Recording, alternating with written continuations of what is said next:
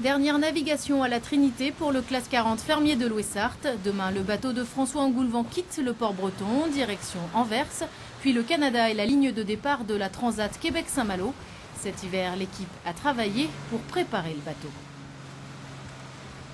On a fait des petits gains de performance en travaillant un peu à l'intérieur sur divers aménagements en ergonomie, etc.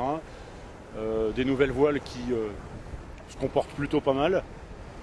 Et puis sinon, ça a été on a fait de la finition en fait, on a refait la décoration extérieure. Un nouvel habillage et surtout une nouvelle équipe. Pour la route du Rhum, François Engoulevent était seul. Pour la Québec-Saint-Malo, ils seront 3. Un changement de rythme que l'équipage va apprendre à gérer cette fin de semaine sur leur parcours jusqu'à Anvers. Ça va être surtout un test d'organisation pour les 3 membres d'équipage qu'on va être. Valider la durée d'écart, valider l'ordre dans lequel on va fonctionner. Une fois à Anvers, le bateau sera chargé sur un cargo et emmené au Québec.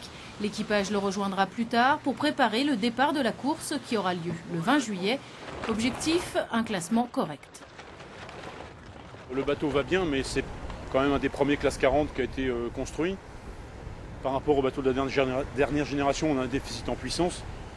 Et puis la classe est tellement attractive qu'elle attire des skippers professionnels qui ont un niveau autre que nous 3 qui sommes amateurs. Donc il faut rester à notre place et on va se battre contre les autres amateurs. Une belle course en perspective pour l'équipage chartois qui se donne rendez-vous cet été dans le golfe du Saint-Laurent.